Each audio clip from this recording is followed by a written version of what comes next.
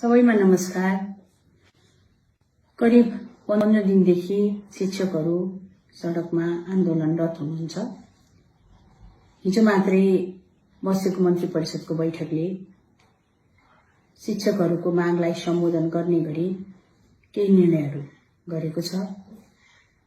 शिक्षकहरूले निरन्तर रूपमा भन्दै आउनु भएको विद्यालय शिक्षा विधेयक जुन संसदको शिक्षा स्वास्थ्य तथा सूचना प्रविधि समितिमा अहिले निरन्तर छलफलमा रहिरहेको छ, यो विधेयकलाई छिटोभन्दा छिटो पारित गरियोस् भन्ने उहाँहरूको मागलाई सम्बोधन गर्दै हिजोको मन्त्री परिषदको बैठकले वैशाख 12 गते 1 बजे त्यही विषयलाई समेत सम्बोधन हुने गरी संसदको आह्वान गरेको छ।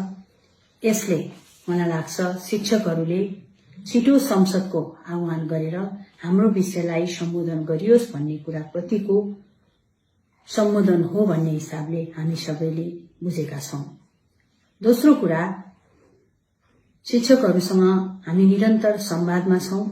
शिक्षा विज्ञान तथा प्रविधि मन्त्रालयको तर्फबाट हामीले सहजीकरण समिति निर्माण गरेर उहाँहरूसँग संवाद गर्नका लागि वातावरण बनोस् भनेर हामी त्यही कार्यमा लागिरहेका छौं।